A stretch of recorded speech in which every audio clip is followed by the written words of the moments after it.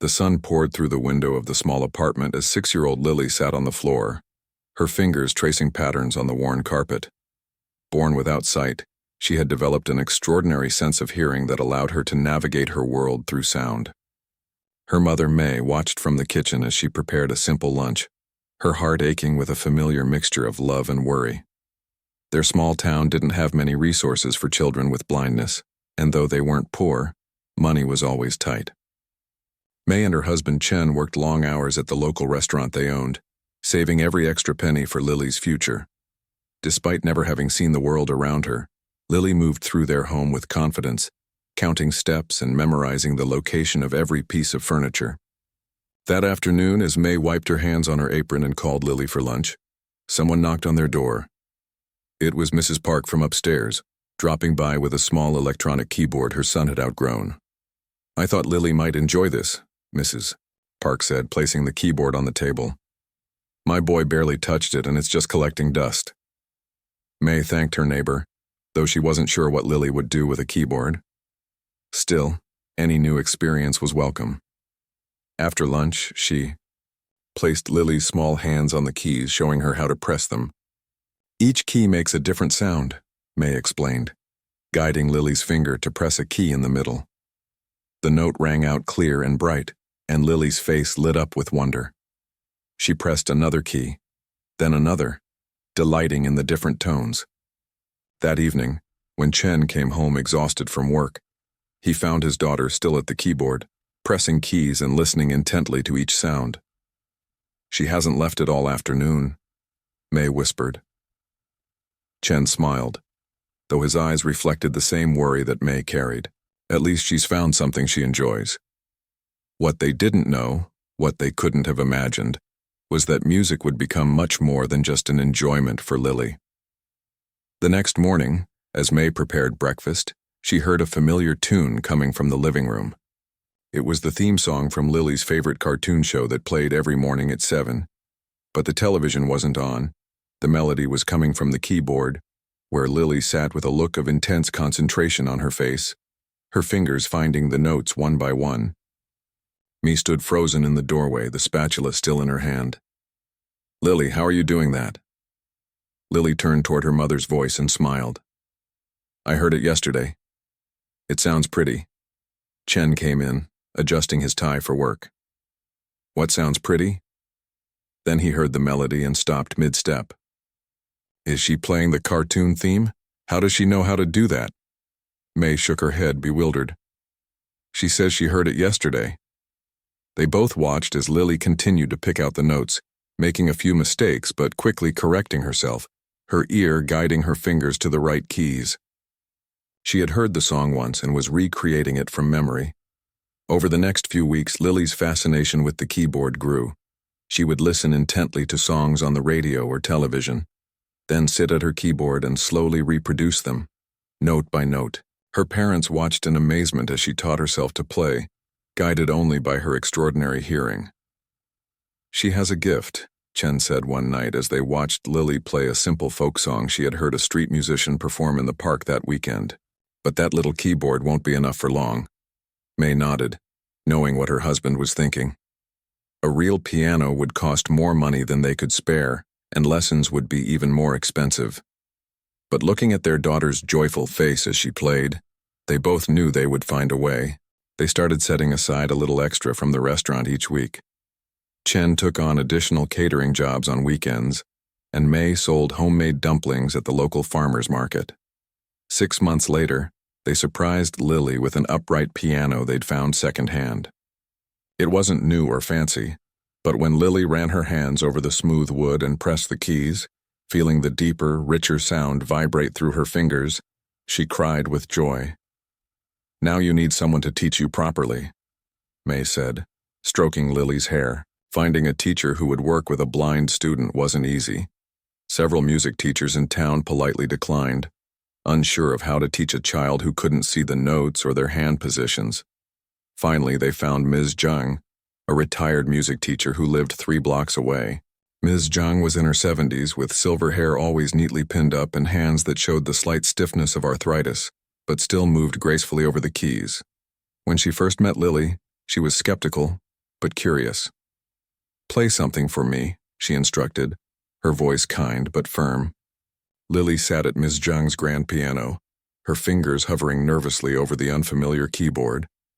Then she began to play a classical piece she had heard on a CD Chen had bought her.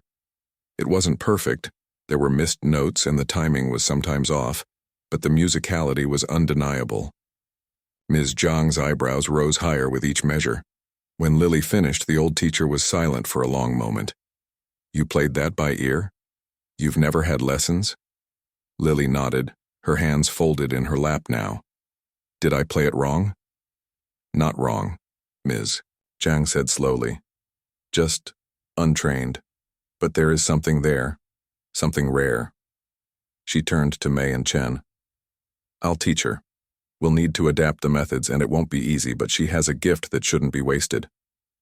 So began Lily's formal music education. Ms. Zhang taught her to read music using Braille music notation, ordering special books that took weeks to arrive. She guided Lily's hands, showing her proper finger positions and techniques. The lessons were challenging, both for Lily, who had to learn a whole new way of understanding music, and for Ms. Zhang, who had to rethink her teaching methods after 50 years of teaching sighted students. But Lily's progress was remarkable. By age 8, she was playing pieces that most children couldn't master until they were years older. Her ability to hear a piece once and reproduce it remained, but now she had the technical foundation to play with greater precision and expression. Word spread through their small town about the blind girl with the extraordinary gift for music. Sometimes neighbors would gather outside when Lily practiced, listening to the beautiful sounds coming through the open windows of their apartment. The local newspaper did a small feature on her when she was 9, showing a photograph of her seated at the piano, her unseeing eyes focused somewhere beyond the camera, her hands poised over the keys. As Lily approached her 10th birthday, Ms. Zhang called her parents in for a serious conversation. "Lily has outgrown me," she said simply, her weathered hands wrapped around a teacup. "She needs a teacher who can take her further than I can." "But you're the best teacher in town," Chen protested. Ms. Zhang shook her head. "For beginners and intermediate students, yes, but Lily..." She paused, choosing her words carefully. "Lily has potential I haven't seen in 50 years of teaching. She could go far, very far, but not with just me guiding her." "What are you suggesting?" May asked, though she already knew the answer would require more sacrifices. "There's a music school in the city, about an hour's drive from here. They have teachers who specialize in advanced students. It would mean driving her there twice a week, and the tuition isn't cheap, but..." She looked at them earnestly. "It could make all the difference." That night, after Lily was asleep, May and Chen sat at their kitchen table, calculating costs, considering schedules, wondering how they could make it work. "We'll need to hire help at the restaurant on the days I drive her," Chen said, rubbing his tired eyes, "and the tuition." May's voice trailed off as she looked at the numbers they'd written down. They were quiet for a long moment, the only sound the ticking of the clock on the wall. "She has something special," Chen finally said. "Something that's hers alone. How can we not give her this chance?" May reached across the table and squeezed his hand.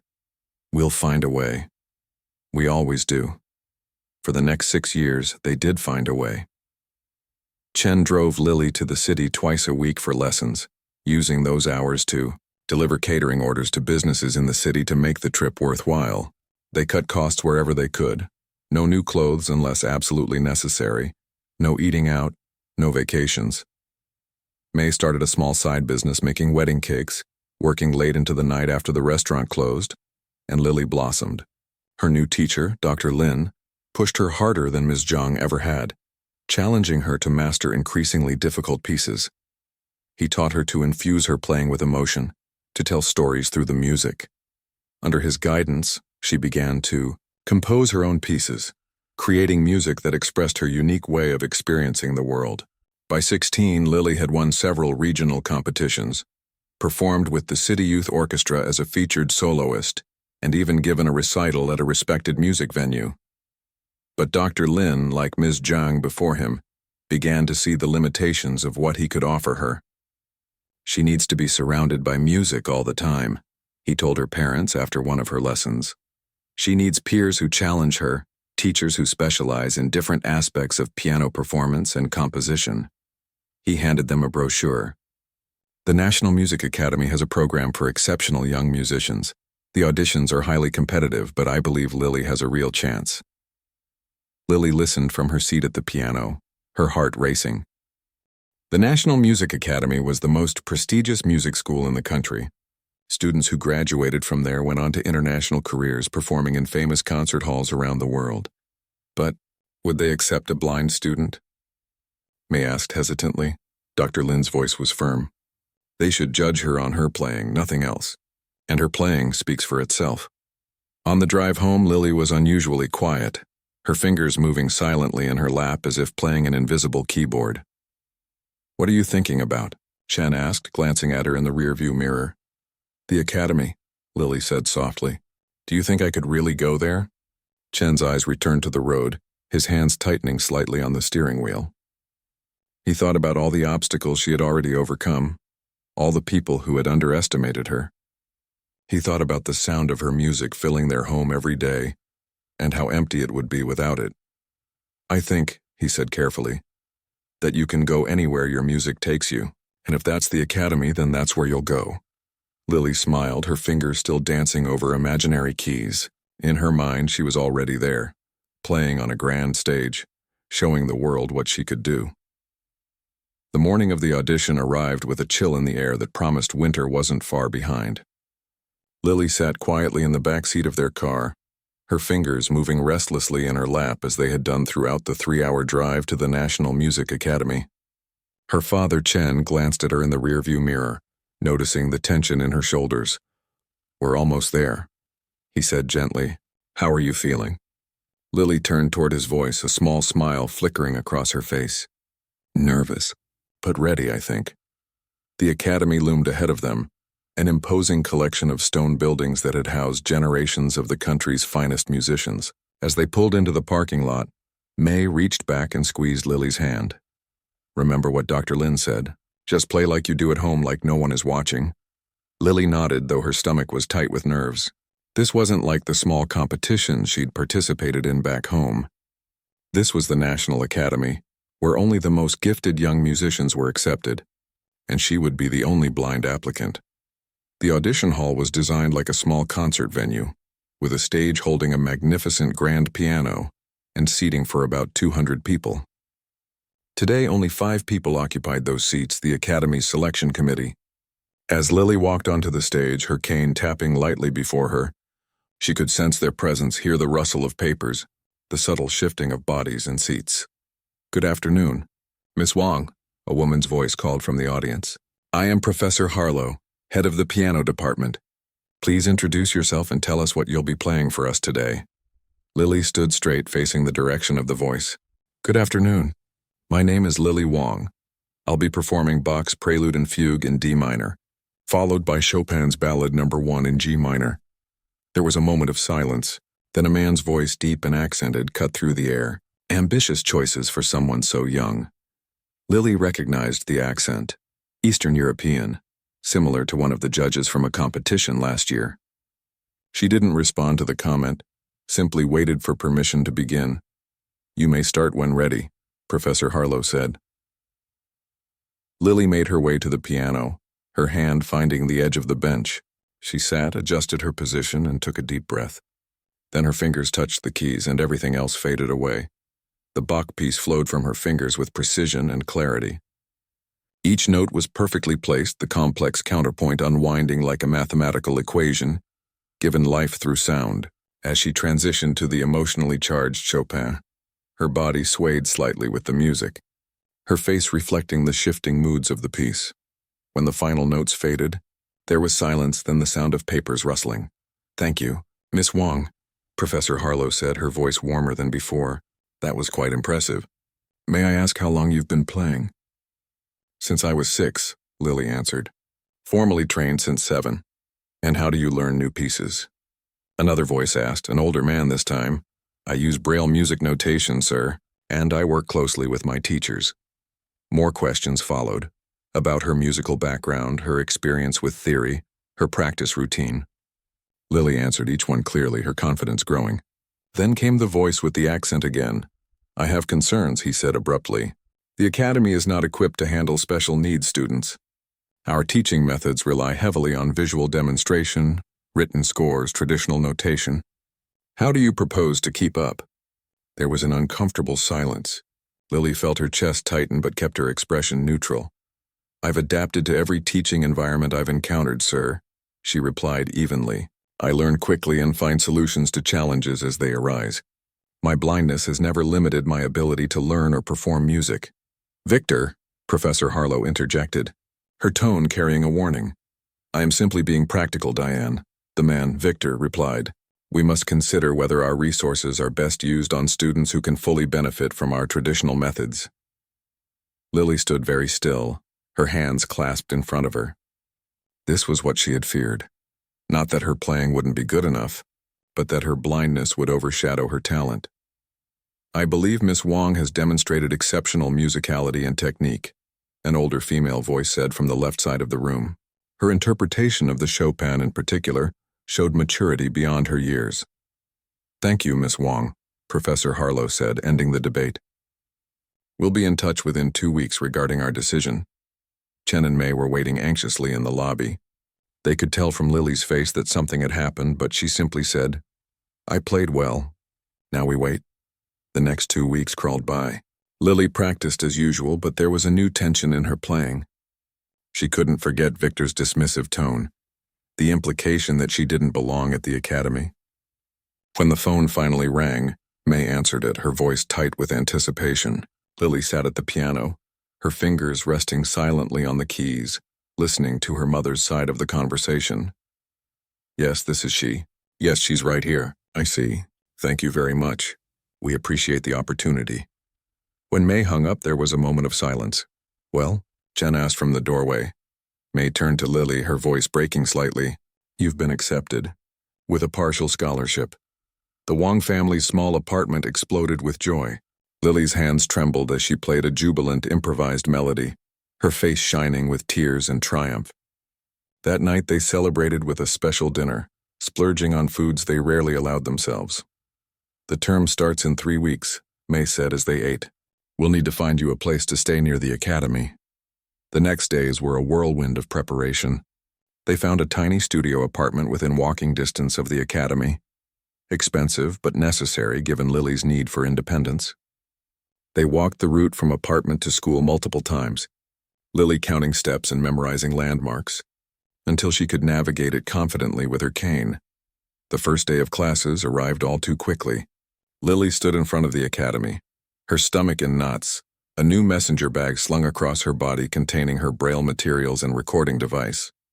Around her, other students rushed past, calling out greetings to friends, their footsteps creating a chaotic symphony on the stone steps. Excuse me, she said, stopping a passing student. Could you direct me to the main office? I need to get my schedule. Sure, a friendly female voice replied. I'm heading there myself. I'm Zoe, first-year piano performance. Lily, same program.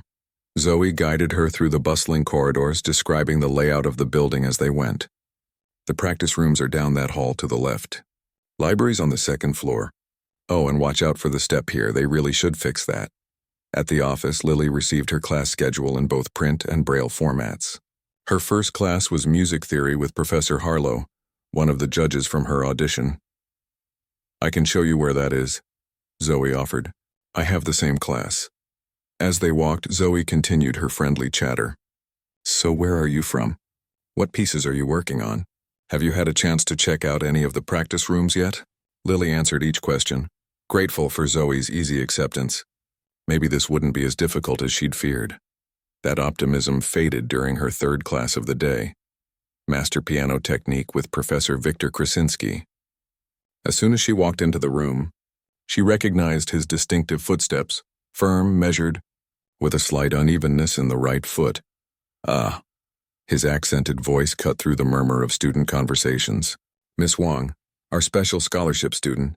The room fell silent. Lily kept her face neutral as she found an empty seat. Today, Professor Krasinski continued, we will discuss the importance of visual observation in developing proper technique. Watch closely as I demonstrate the correct hand position for Liszt's transcendental etudes.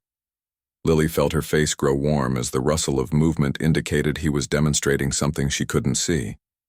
She pulled out her recording device, hoping to at least capture his verbal instructions.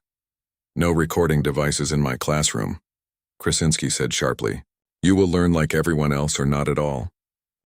"Professor," Lily said, keeping her voice steady, "I use this to take notes since I can't—" "I am well aware of your situation, Miss Wong," he interrupted. "But in this classroom, all students follow the same rules. You will find a way to adapt or you will fail. The musical world does not bend its standards for anyone." The rest of the class was excruciating. Krasinski continued to emphasize visual learning, occasionally making pointed remarks about the necessity of watching his demonstrations. When he asked students to analyze a piece of sheet music he handed out, Lily sat helplessly with the useless paper on her desk. As class ended, Zoe approached her. "That was awful," she whispered. "He did that on purpose." Lily shrugged, trying to appear unbothered, though her hands shook slightly as she packed her bag. "It's fine. I'll figure something out." But as the weeks passed, Krasinski's treatment grew worse rather than better. In private lessons, he criticized her technique mercilessly, dismissing her successful performances as mechanical and lacking true understanding. During a class demonstration, he called her to the front to show what not to do, mockingly imitating her hand movements. "This is how Miss Wong approaches Beethoven," he said to the class. "Like someone fumbling in the dark, which I suppose is appropriate." A few students laughed nervously while others shifted uncomfortably in their seats. After 6 weeks at the academy, Lily found herself sitting alone on a bench in the small garden behind the main building, her fingers tracing the edges of her phone as she contemplated calling her parents. She hadn't told them about Krasinski's treatment, not wanting to worry them when they were already struggling to pay for her education, but the constant belittling was wearing her down, making her question whether she belonged at the academy at all. "Mind if I join you?" A gentle voice interrupted her thoughts.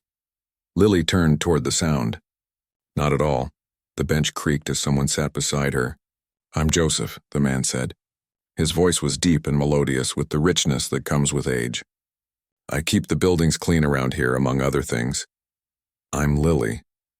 "I know who you are," Joseph said with a smile in his voice. "Everyone's talking about the blind girl who plays like an angel." "I've heard you practicing late at night in the East Wing practice rooms." Lily ducked her head. "You work that late?" "Sometimes. Music sounds different at night, doesn't it? More honest somehow." Lily nodded, surprised by how accurately he'd captured what she felt. "Exactly. Like the darkness makes the notes clearer," Joseph chuckled softly. "You should hear what old Krasinski says about you when he thinks no one's listening." Lily stiffened. "I can imagine." "No, you can't," Joseph said. "He says you frighten him." "What?" "He says you have something he spent 40 years trying to teach and never quite succeeded. A direct line from heart to fingers, no detours through the intellect." Lily sat in stunned silence, unable to reconcile this with Krasinski's public treatment of her. "Don't let him break you," Joseph said quietly. "That's what he's trying to do. He breaks what he doesn't understand." As the sun set behind the academy buildings, casting long shadows across the garden, Lily felt something shift inside her. Maybe she didn't need Krasinski's approval. Maybe what made her different, what he saw as a weakness, was actually her greatest strength. Joseph's words followed Lily as she made her way back to her tiny apartment that evening. The idea that Professor Krasinski actually feared her talent rather than despised her blindness was almost too strange to believe. And yet it gave her something she had been missing these past weeks, a glimmer of hope, a reason to keep fighting. The next morning, instead of dreading her lesson with Krasinski, Lily felt a new determination as she walked through the academy's grand entrance. The marble floors echoed under her cane, the sound bouncing off the high ceilings in a way that had become familiar to her now. 3 months at the academy had taught her to navigate its spaces with growing confidence, even as she struggled to find her place among its talented students. As she passed the main concert hall, she heard piano music drifting through the partially open doors. She paused, drawn by the technical brilliance of the playing. The piece was Liszt's La Campanella, one of the most demanding works in the piano repertoire, and whoever was playing had mastered its devilish jumps and trills. Lily quietly slipped inside and stood at the back of the hall listening. When the piece ended, she heard a familiar voice. Not bad, Anthony, but still too mechanical in the middle section. Again from Measure 52. It was Krasinski, giving a private lesson to Anthony Wu, the Academy's star pupil. Lily started to leave, not wanting to be caught eavesdropping, but Krasinski's voice stopped her. Miss Wong, come to study your betters. Lily froze, her hand on the door. I was just passing by, Professor. The playing caught my attention. And what did you think? Krasinski asked, his tone suggesting he expected criticism from her. Lily chose her words carefully. The technique was impressive. Very clean. But, Krasinski prompted, hearing the unspoken reservation in her voice. Lily hesitated, then decided on honesty. But I didn't hear any bells. Excuse me? It's called La Campanella, the little bell. I heard perfect notes, but no bells ringing in the distance, no echo, no magic. A heavy silence followed her words. Then came Anthony's voice, tight with offense. I played every note exactly as written. Yes, Lily agreed. That's what I heard. Krasinski's footsteps approached her, slow and measured. An interesting observation from someone who has never seen a bell, much less a musical score, he said, his voice dangerously quiet. I don't need to see bells to know how they sound, Lily replied, standing her ground. Music isn't about seeing. It's about listening. For a moment, no one spoke. Then Krasinski snapped. Anthony, practice those arpeggios until they sing, not just shout. Miss Wong, if you have time to critique other students, perhaps you aren't practicing enough yourself. I expect perfection in your Bach tomorrow. Lily nodded and left, her heart pounding. She had never spoken so boldly to Krasinski before. Joseph's revelation had changed something in her. Knowing that Krasinski's cruelty might come from fear rather than contempt made him seem less powerful. That afternoon, Lily headed to the East Wing where the oldest practice rooms were located. Most students avoided these rooms because of their distance from the main buildings and the somewhat out-of-tune pianos. But Lily preferred the privacy and the worn keys that spoke of generations of musicians who had come before her. As she settled at the piano, the familiar smell of old wood and dust welcomed her. She began with scales, letting her fingers remember their patterns, then moved to the Bach prelude she would play for Krasinski tomorrow. As she played, she thought about their encounter that morning. What did Krasinski hear when he listened to music? Did he see it as a series of technical challenges to be mastered, a competition to be won? Lily couldn't imagine experiencing music that way. For her, every piece told a story, created a world of sound that she could step into and explore. Hours passed as she worked, losing herself in the music. The Bach prelude was coming along well, but something about the fugue still troubled her. She played it again, listening critically to each voice as it entered and intertwined with the others. You're rushing the third entry. Lily's hands froze on the keys. She hadn't heard anyone enter. Joseph, sorry to startle you, the janitor's deep voice replied from near the door. I was mopping in the hallway and heard you working on that Bach. I didn't realize anyone was listening. Joseph chuckled. In this building, someone is always listening. Mind if I make a suggestion? Lily nodded, curious. Joseph's heavy footsteps approached and she felt him sit beside her on the bench. Play just the left-hand part for a moment, he instructed. Lily complied, focusing on the lower voices of the fugue. There you hear how that line wants to breathe. Bach wasn't just a composer. He was a storyteller. Each voice has something to say, and sometimes they need a moment to find the words. Lily played the passage again, allowing a slight pause before the third voice entered. The difference was subtle but transformed the mechanical into the musical. That's it, Joseph said, satisfaction warming his voice. Now the whole thing. She played the fugue from the beginning, applying the same principle throughout.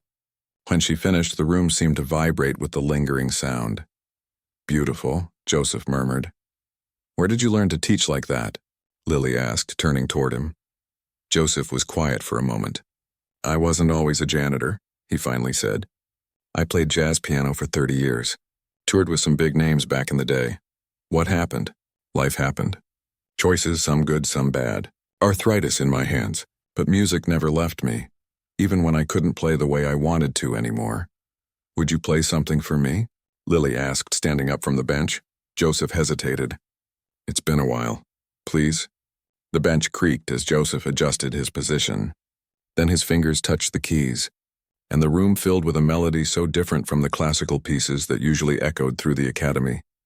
A jazz standard, transformed by his touch into something both familiar and new. His technique wasn't perfect. Lily could hear the stiffness in some passages, but there was a soulfulness to his playing that made technical flaws irrelevant. When he finished, Lily was silent, absorbing what she had heard.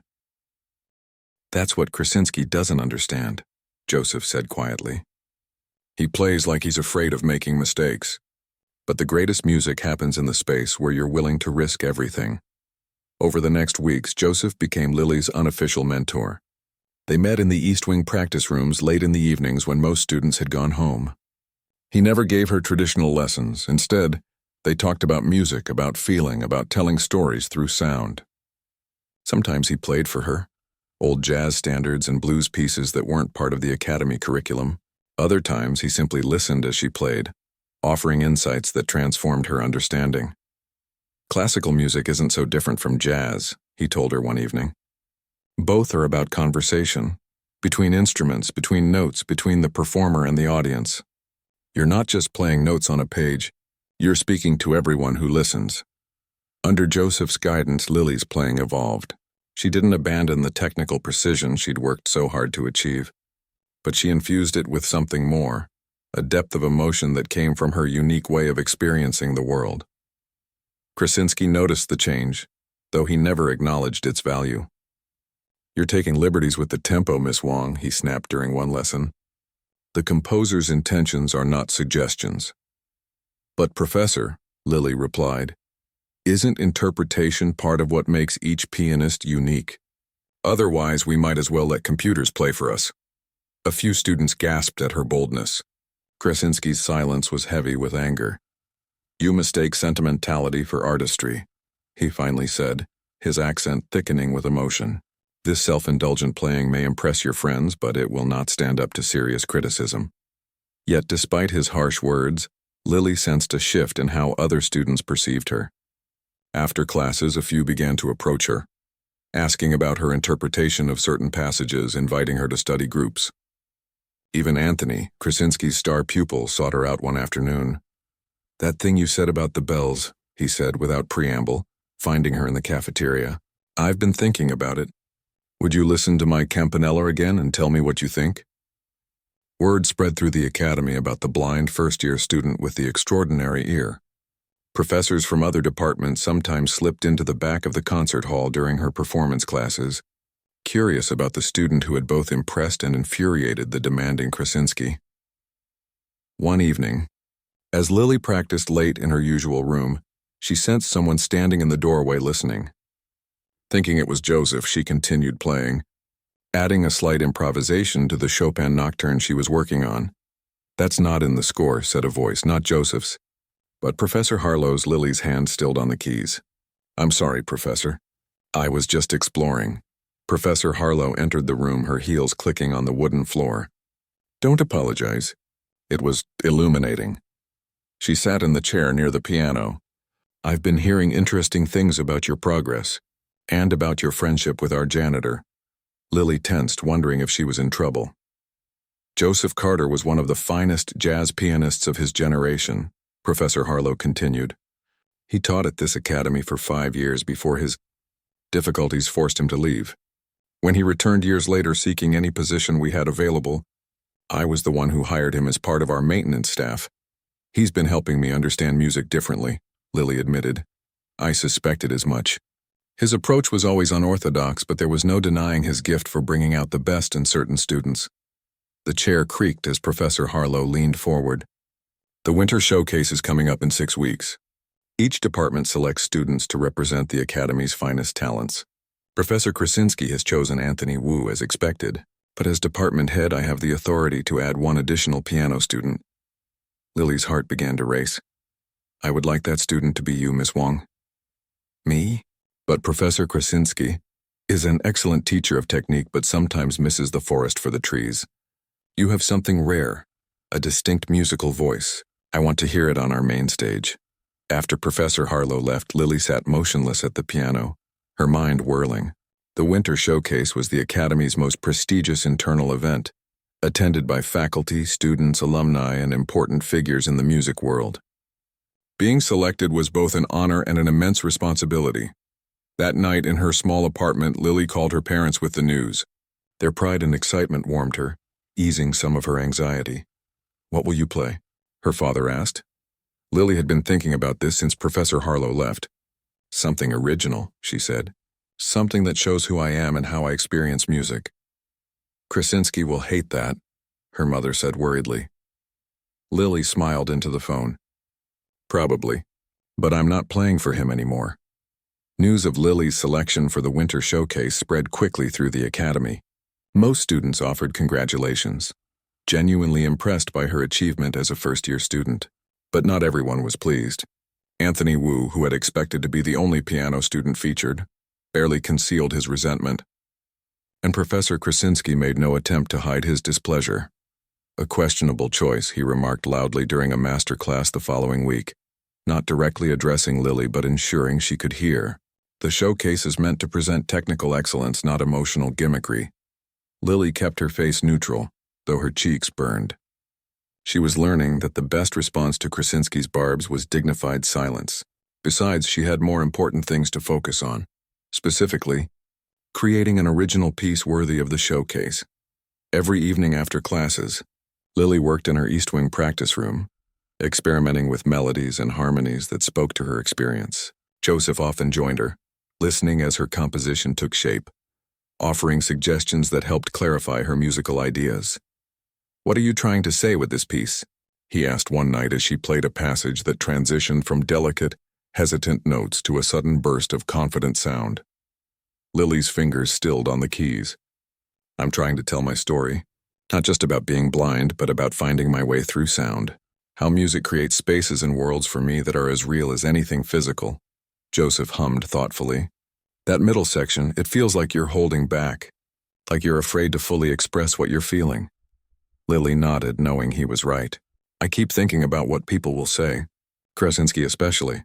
"Forget Krasinski," Joseph said firmly. "When you're creating something true, you can't worry about critics. Play for yourself first. Play the music you need to hear." Taking his advice, Lily began to work with new freedom, pushing boundaries in ways that would have terrified her months ago.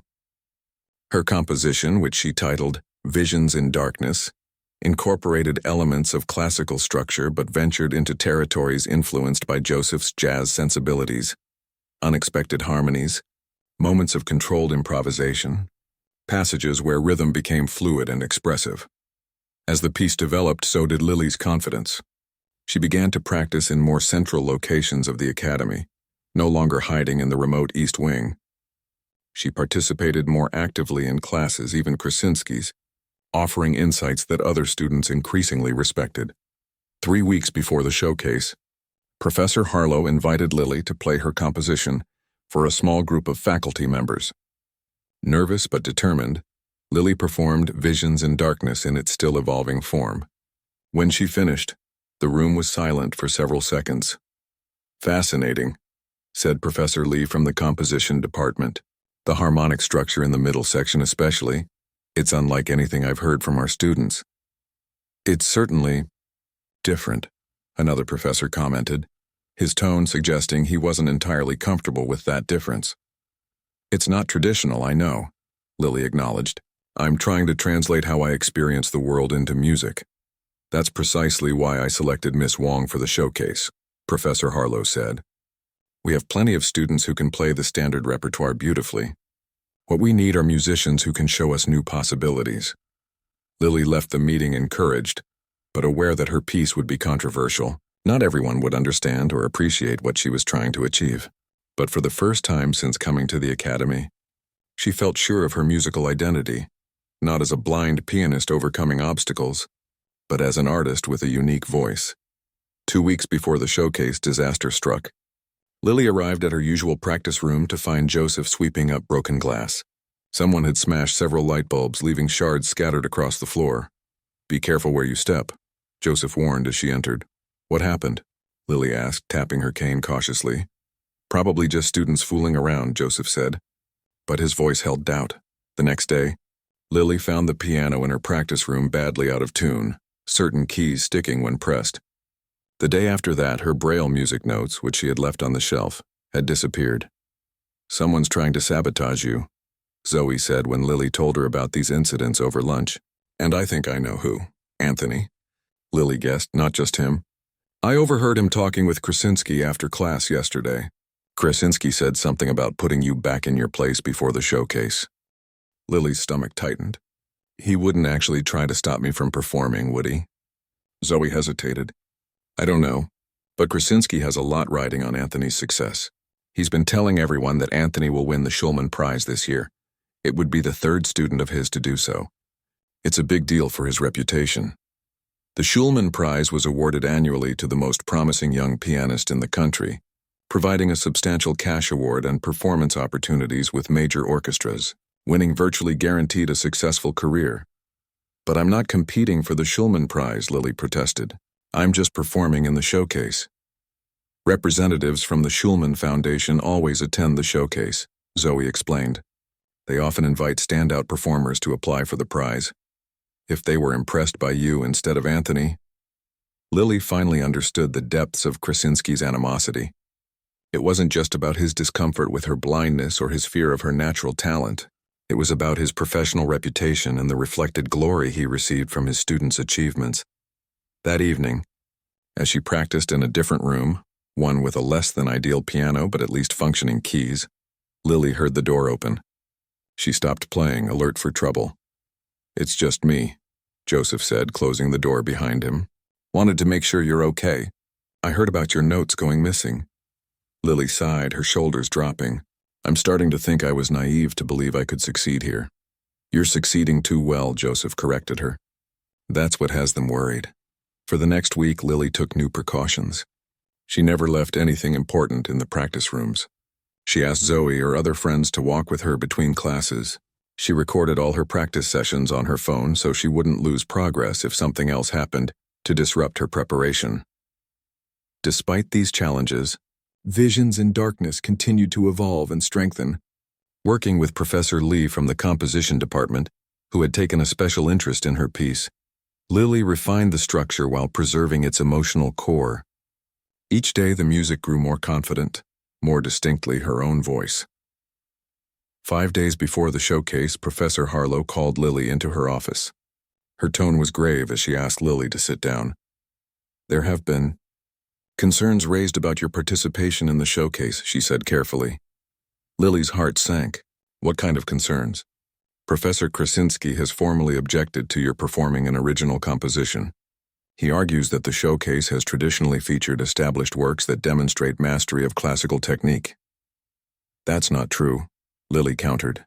"Last year, a violin student performed her own composition, and the year before that, there was an original piano sonata." "You've done your research," Professor Harlow said, sounding impressed. "You're right, of course. But Professor Krasinski has significant influence with the selection committee. So I'm being removed from the program?" "No," Professor Harlow said firmly. "I've defended my choice.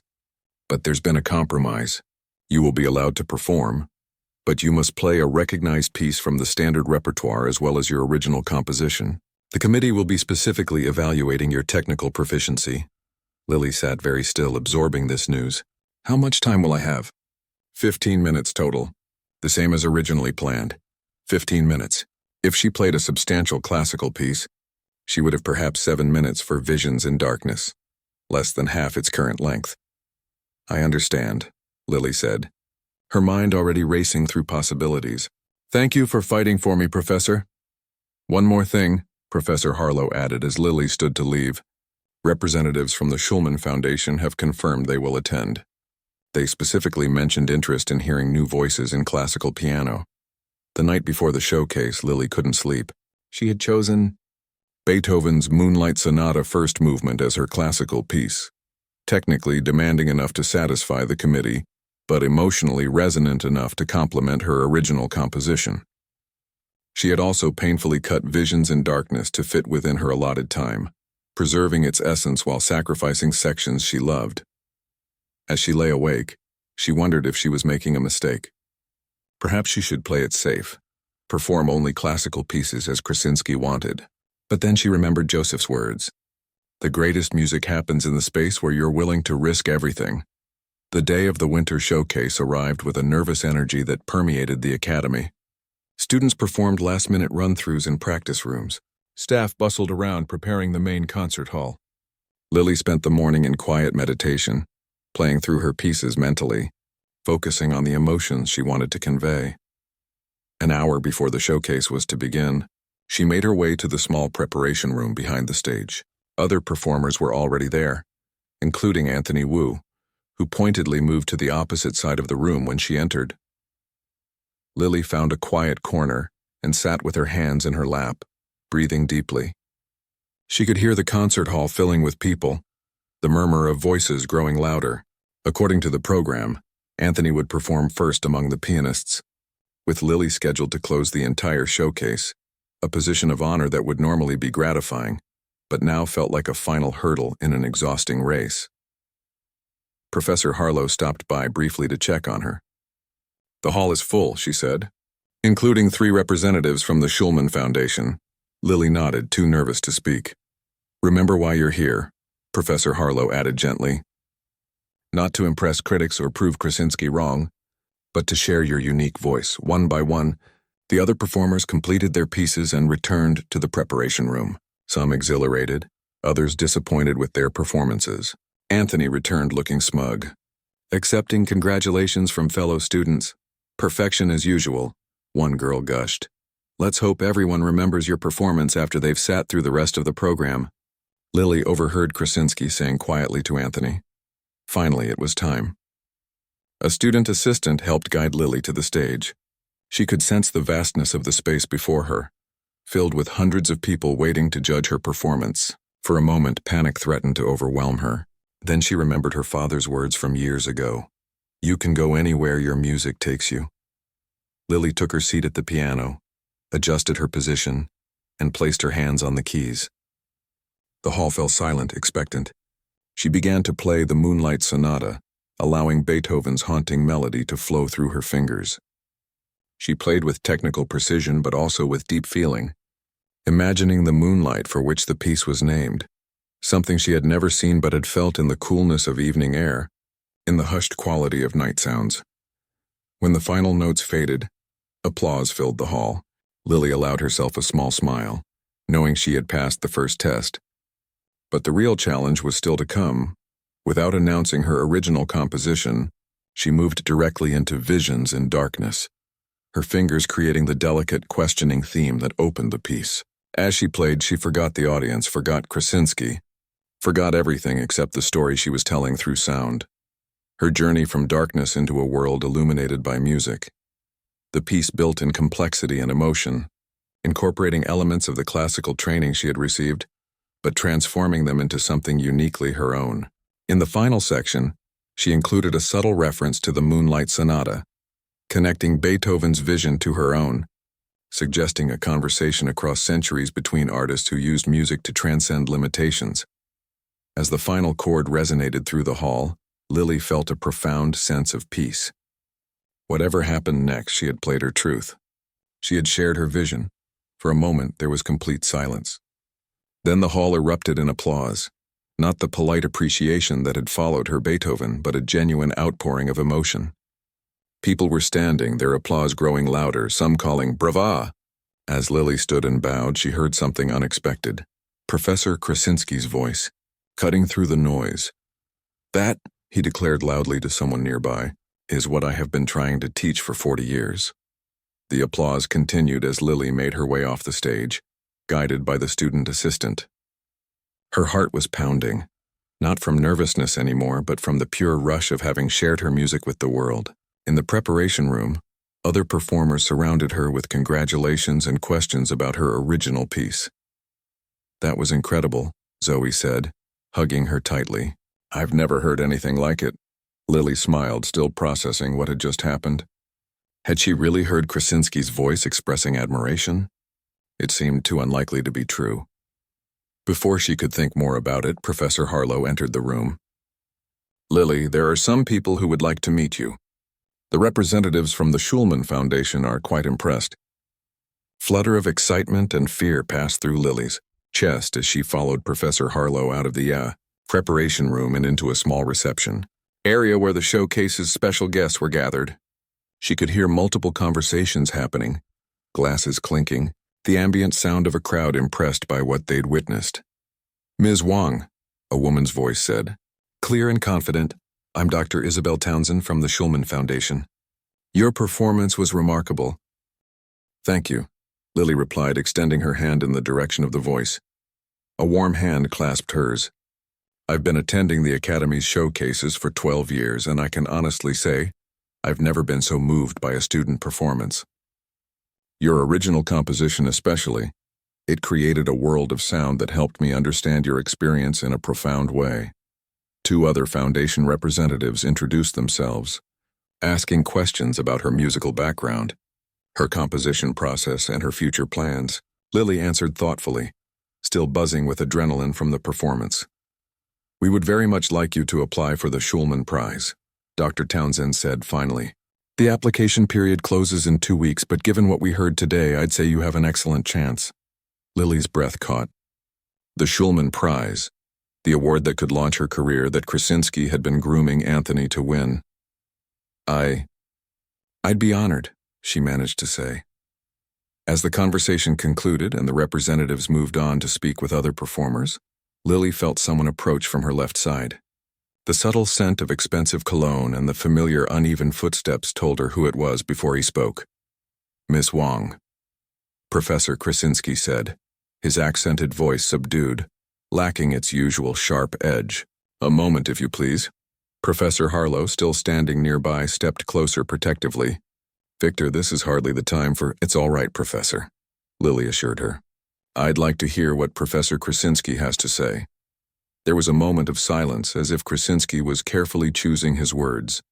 "Your performance was illuminating." Lily waited, sensing there was more. "I have been teaching piano for 4 decades, he continued, his voice low enough that only she and Professor Harlow could hear. "In that time, I have developed certain expectations about what constitutes excellence. I have demanded technical perfection because I believe it is the foundation of true artistry." He paused, and Lily could hear him shift his weight slightly. "But there has always been something missing in even my best students. Something I could not teach because I could not fully define it." Another pause. "Today, you showed me what that something is." Lily stood very still, hardly believing what she was hearing.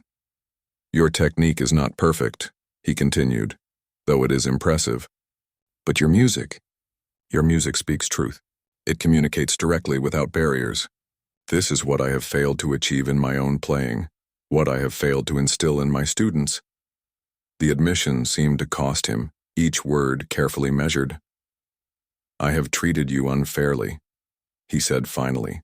"I saw your blindness as a limitation, and worse, I saw your gift as a threat to everything I have worked for. I was wrong on both counts." Lily swallowed hard, unsure how to respond to this unexpected apology. "Thank you for saying that, Professor. Your opinion matters to me, even when we disagree." "You will apply for the Schulman Prize?" he asked. "Yes, I think I will." Krasinski nodded, the movement creating a slight sound in the air. "Good, you deserve the opportunity." He turned to leave, then added, "I look forward to hearing how your music evolves. Miss Wang, perhaps we both still have things to learn." As his footsteps receded, Lily felt Professor Harlow's hand on her shoulder.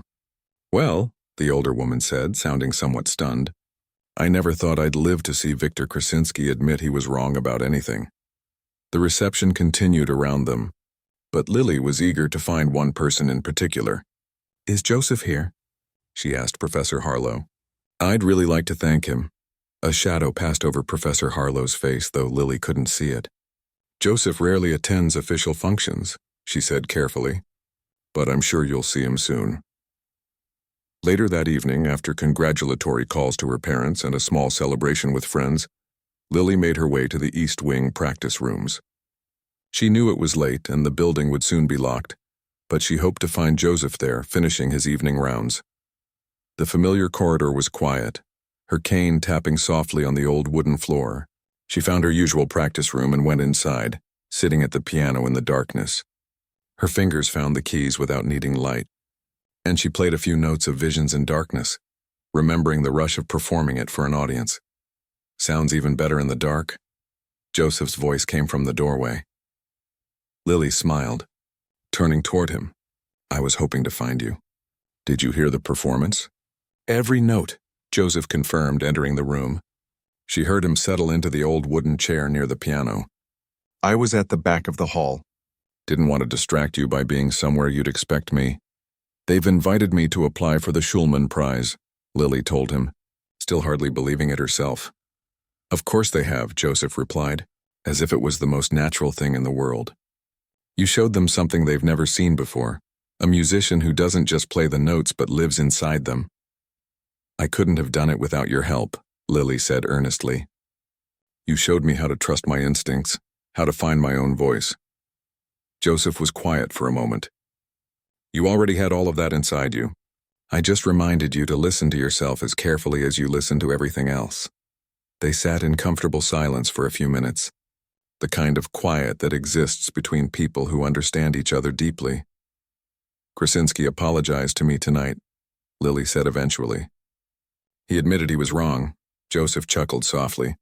Now that I wish I'd seen, Victor Krasinski admitting he was wrong must be one for the history books. He seemed sincere, almost sad. Realizing you've spent your life chasing the wrong thing will do that to a person, Joseph said. But it takes courage to admit it. Maybe there's hope for him yet. The janitor's keys jingled as he shifted in his chair. I should lock up soon. But before I do, I have something for you. She heard him reach into his pocket and place something on the piano. Lily's fingers found a small USB drive. What's this? Recordings, Joseph explained. From my touring days. Some of the best jazz pianists of the last century. Many of them not well known outside certain circles. Thought you might find some inspiration there. Lily closed her fingers around the small device, touched by the gesture. Thank you. I'll listen to every track. I know you will, Joseph said, standing. That's why I gave them to you. You really listen, Lily. Not many people do that anymore. 6 months later, Lily stood backstage at Symphony Hall in the nation's capital, waiting to make her debut as the youngest ever recipient of the Schulman Prize.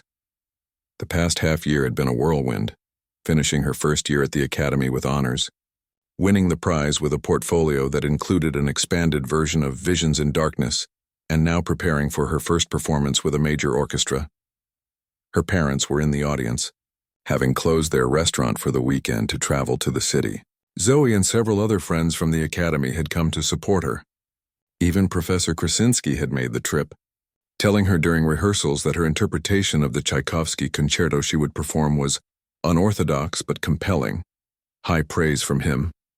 As she waited for her cue, Lily felt in her pocket for the small wooden charm Joseph had given her that morning, a tiny piano carved by hand.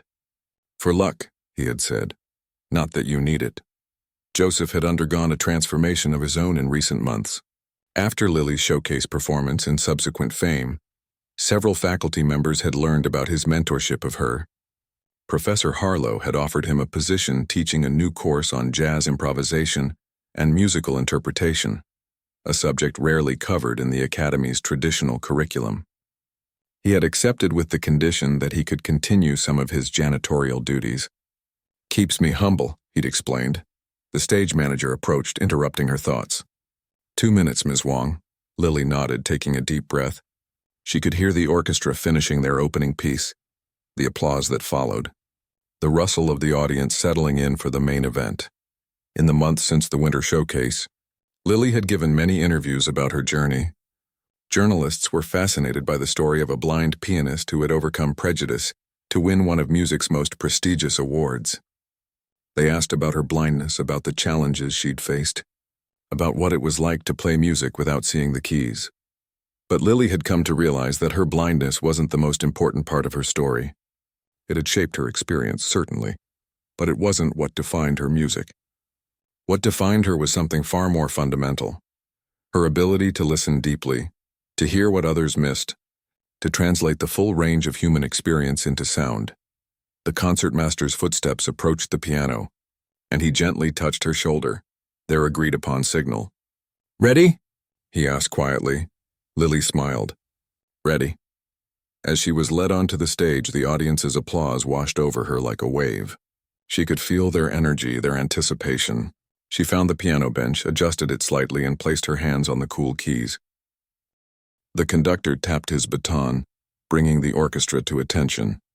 In that moment of perfect silence before the music began, Lily thought of all the people who had helped her reach this stage, her parents who had sacrificed so much, Ms. Zhang who had first taught her to read music with her fingers, Dr. Lin who had pushed her to aim higher, Professor Harlow who had believed in her vision, Joseph who had shown her how to find her true voice, and yes, even Professor Krasinski, whose challenges had forced her to define and defend her artistic identity.